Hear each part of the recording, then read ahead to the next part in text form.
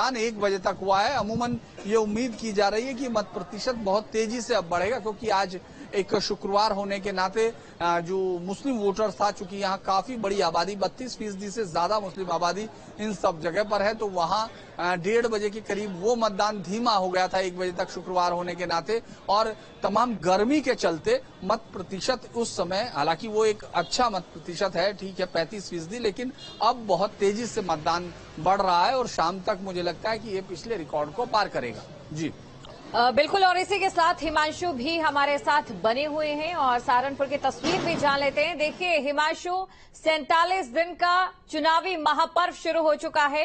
सहारनपुर में मतदान को लेकर 1 बजे की जो तस्वीर है वो भी साफ हो चुकी है। क्या कुछ फिलहाल दिखाई दे रहा है?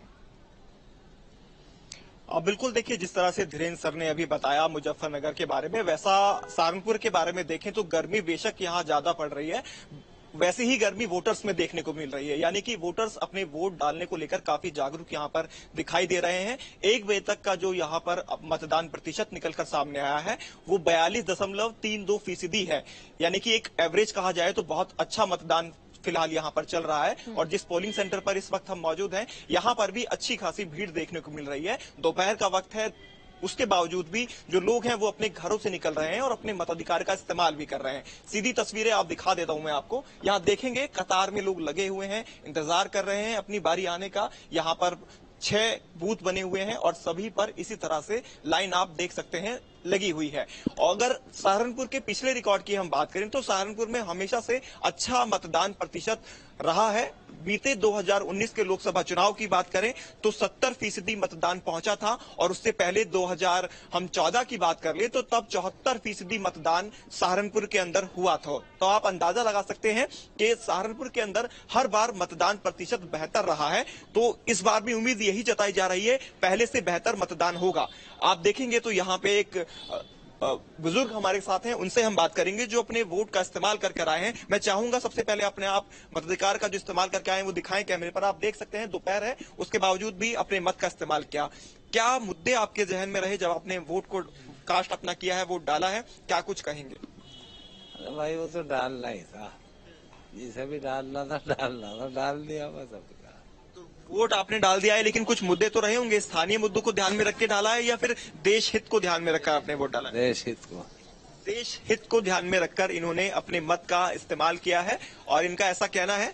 चलिए बाबूजी, धन्यवाद, आपने बताया। और इसके अलावा देखेंगे तो महिलाओं में भी काफी ज्यादा उत्साह देखने को मिला है। सहारनपुर में आप देख सकते हैं महिलाएं भी बढ़ चढ़कर भागीदारी ले रही हैं, अपने मताधिकार का इस्तेमाल यहाँ पर कर रही हैं। और वोट प्रतिशत की बात करें, अगर हम अभी 1 बजे तक का जो वोट आया वो हमने आपको बताया वोट प्रतिशत, अगर शाम 6 बजे तक की बात करें तो लगता है कि 70% यानी जो पुराना रिकॉर्ड है उसको तोड़ेगा सहारनपुर और अच्छा एक रिकॉर्ड कायम दोबारा से सहारनपुर में देखने को मिलेगा।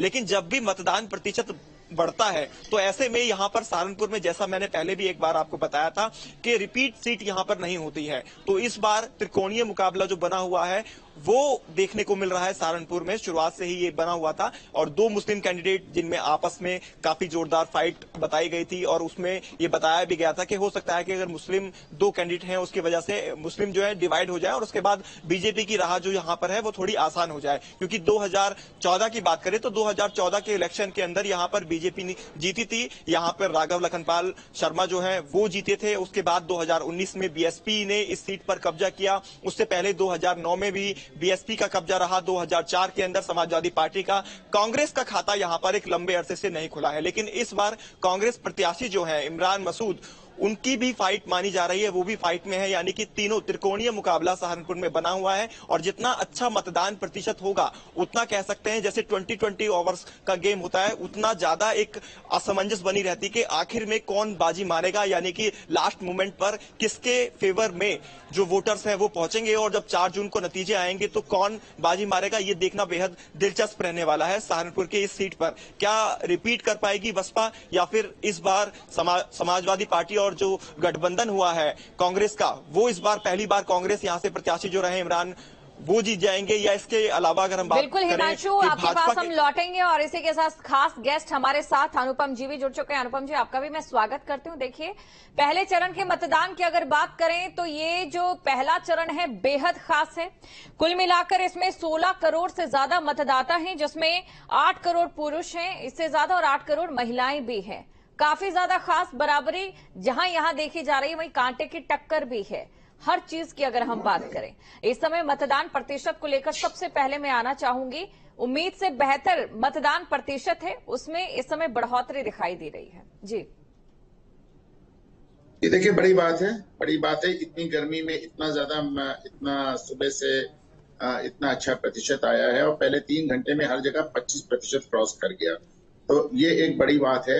और हम देखेंगे जितनी जगह आपको मतदान होता दिख रहा है, पश्चिमी उत्तर प्रदेश के वो इलाके हैं ज्यादातर मुस्लिम बाहुल्य इलाके हैं। ये वही इलाके हैं जिसमें हमने 2019 में 5 मुस्लिम सांसदों को जाते देखा था।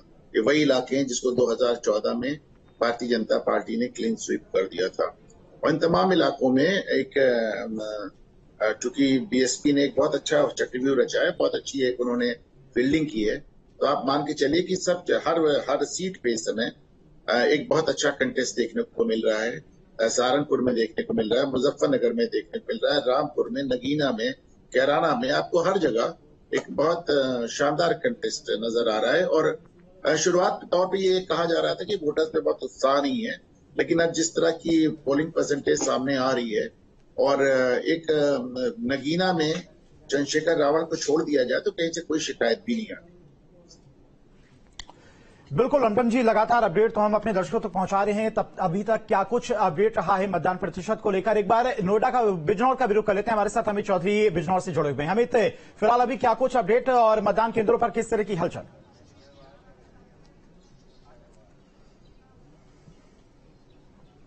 देखिए, बिजनौर की बात की जाए तो शुरुआती 2 घंटे के जो मतदान प्रतिशत आया था वो काफी धीमा था, लेकिन बीच में काफी तेजी से जो मतदान है वो हुआ है। अभी 1 बजे तक के आंकड़े की अगर बात की जाए तो 36.8% जो मतदान है वो अभी हुआ है, क्योंकि दोपहर का वक्त है। ऐसे में काफी लोग धूप में निकलने से भी बच रहे हैं। मतदान केंद्र की तस्वीर भी मैं आपको दिखाऊं तो आप देख सकेंगे, तमाम जो लोग हैं, चाहे किसी भी वर्ग के लोग हों, किसी भी उम्र के लोग हों, वो लगातार मतदान केंद्र में जा रहे हैं। मेरे सामने जो आप देख रहे हैं, ये यहाँ पर लोग अपनी जो वोट की पर्ची है वो ले रहे हैं। किस बूथ के अंदर उन्हें वोट डालने जाना है उस चीज की जानकारी दी जा रही है। आदर्श बूथ ये बनाया गया। और बिजनौर की अगर बात की जाए तो ग्रामीण इलाकों में भी हम गए और मुस्लिम बाहुल्य इलाकों में, उसके अलावा तमाम इलाकों में जाकर ये बात देखने की कोशिश की कि किस तरीके का रुझान वोटर्स के अंदर है। तो बहुत ज्यादा भीड़ तमाम पोलिंग बूथ पर दिखाई नहीं दी, लेकिन अगर परसेंटेज की बात की जाए तो 36.8% मतदान 1 बजे तक हो चुका है। अब क्योंकि 2 बजे के बाद का वक्त है, जुम्मे की नमाज भी हो चुकी है, तो ऐसे में माना जा रहा है जो संख्या है वो और ज्यादा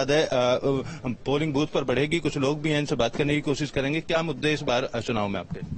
देखिए जी, इस टाइम जो है मुद्दे चुनाव पे सबसे पहले युवाओं के लिए है, और मेन चीज ये आ रही है कि इस वक्त जो है कोई भी वोटर ये नहीं देख रहा है कि जातिवाद पे वोट देना या किसी पे वोट देना। हमें जो अच्छा लगा हमने उसको वोट दिया है, ठीक है। सुकून जिस सरकार में मिला है हमने उस सरकार को वोट दिया है और हमेशा देते आएंगे। आप बताइए, आप युवा हो, क्या सोच के वोट दिया है? पहली बार वोट दिया है, दूसरी बार? अभी मैं वोट देने ही जा रहा हूँ, बस अभी तो वोट नहीं दिया मैंने, पर देखेंगे उसमें जिसमें युवाओं के मुद्दे जैसे कि बेरोजगारी का मुद्दा हुआ या एजुकेशन का मुद्दा हुआ, इन सारी चीजों को देखते हुए हम चुनेंगे फिर जिसको। क्या चाहते हैं नई सरकार किस तरीके का युवाओं के लिए काम करे? युवाओं के लिए वही बेरोजगारी का हुआ और आपका एजुकेशन का मुद्दा हुआ, जो कि बहुत ज्यादा देखा जाता है। तो अनएजुकेशन बहुत ज्यादा ही हमारे देश में फैल रही है, जिसकी वजह से बहुत ज्यादा सांप्रदायिकता और ये सारी चीजों के मुद्दे भी उठते हैं। तो जिसमें एजुकेशन भीड़ नहीं होती, ज्यादातर तबका नीचे का होता है जो कि एजुकेशन का नहीं होता। मतलब देखिए, ये वोटर्स हैं, वोट डालने के लिए जा रहे हैं, कुछ वोट डालकर आ भी गए। और इस पोलिंग बूथ की बात की जाए तो इंटर कॉलेज है और यहाँ पर आसपास का काफी बड़ा एरिया है। मुस्लिम इलाके के लोग भी हैं और हिंदू इलाके के भी लोग भी हैं, दोनों वोट डालने के लिए पहुंच रहे हैं। और बिजनौर सीट की बात की जाए तो यहाँ भी इस बार काफी दिलचस्प मुकाबला है। जिस तरीके से 2019 की अगर बात की जाए तो बीएसपी ने यहाँ से चुनाव जीता था, और अब बीजेपी और आरएलडी का गठबंधन कहीं ना कहीं एक बड़ी टक्कर देता हुआ दिखाई दे रहा है। उसी के सामने बीजेपी ने दाव खेलते हुए जाट प्रत्याशी चौधरी वीरेंद्र को चुनावी मैदान में उतारा है आरएलडी, जिस तरीके से बीजेपी के साथ है, तो कहीं ना कहीं जाट प्रत्याशी को उतारकर इस इलाके के जाट वोटर्स को साधने की जो कोशिश है वो बीएसपी की तरफ से की गई है। और इंडिया गठबंधन की बात की जाए तो सैनी समाज यानी कि जो मुकाबला है बेहद रोचक है यहाँ पर। और अब चलते हैं मुजफ्फरनगर, जहां से हमारे साथ धीरेन्द्र जी मौजूद हैं और एक संपादकीय दृष्टिकोण भी पहले चरण को लेकर वो रख रहे हैं।